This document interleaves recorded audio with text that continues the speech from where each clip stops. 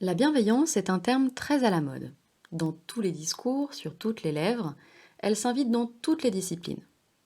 A-t-elle sa place dans le management? Dans ce podcast, nous allons nous poser les questions suivantes. Évoquer la bienveillance suffit-il à lui donner vie dans le monde du travail? Un management devient-il bienveillant à partir du moment où le qualificatif est employé? Et puis de quoi s'agit-il exactement? Qu'est-ce que l'on entend par management bienveillant? Les employeurs et les employés ont-ils la même définition d'un tel type de management? Lorsque nous interrogeons les collaborateurs sur ce qu'ils attendent d'un management bienveillant, ces derniers évoquent le fait de se trouver face à un employeur sympathique, souriant, agréable, facilitateur, respectueux du travail fourni. En d'autres termes, d'humeur constante, poli et reconnaissant. On ne peut nier que ces qualités sont fondamentales en entreprise, comme en dehors d'ailleurs. Suffisent-elles toutefois? De l'autre côté, lorsque pour un recrutement ou lors d'un audit, nous demandons à un notaire chef d'entreprise comment ce dernier décrit son type de management, 4 fois sur 5, les termes de management bienveillant sont utilisés.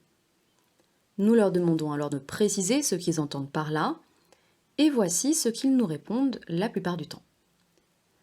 Nous faisons en sorte que l'ambiance soit bonne, nous organisons plusieurs fois par an des dîners entre équipes, par exemple à Noël. Lorsque cela est possible, nous offrons des primes. Alors, ces efforts réalisés ne sont pas négligeables et loin de moi l'idée, dans ce podcast, de les dénigrer. C'est un très bon début et tous les offices ne sont pas dotés de ces élans corporate.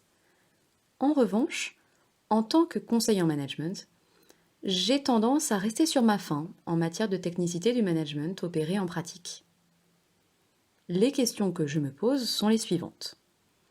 Pouvons-nous vraiment nous contenter de cela? Finalement, la bienveillance ne serait-elle pas le remède à des faiblesses managériales? Car s'il est vrai que ces moments corporate et gourmands sont des plus agréables, quid de la reconnaissance? Quid de l'instauration d'un management participatif qui viserait le développement de l'office? Quid de la compréhension des impératifs personnels, par exemple avec la mise en place du télétravail? Quid des politiques de rémunération, de formation, de progression? Ce sont nos audits qui nous permettent d'aller plus loin dans la démarche. Je vous dresse le contexte. La plupart du temps, nous nous trouvons face à, d'un côté, des notaires qui nous disent mettre en œuvre un management bienveillant, et face, d'un autre côté, à des collaborateurs qui nous disent eux-mêmes rechercher ce management bienveillant. A priori, collaborateurs et notaires semblent être sur la même longueur d'onde. La satisfaction devrait être à son comble. Pourtant, en pratique, ça n'est pas totalement le cas et il s'avère que le blocage est bien là. Légitimement, nous nous demandons alors si la bienveillance est en elle-même réellement suffisante en office. Lorsque nous poursuivons nos audits, les réponses des collaborateurs s'affinent et ces derniers nous disent « Bien moi, j'attends que mon boss m'accorde des revalorisations de salaire et des sessions de formation régulières.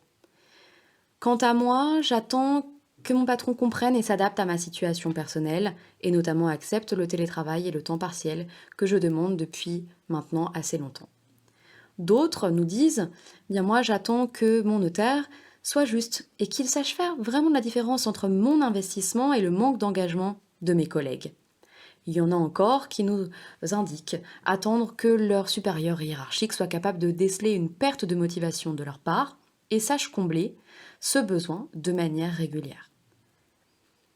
Les collaborateurs interrogés semblent s'être vraiment au départ auto-censurés.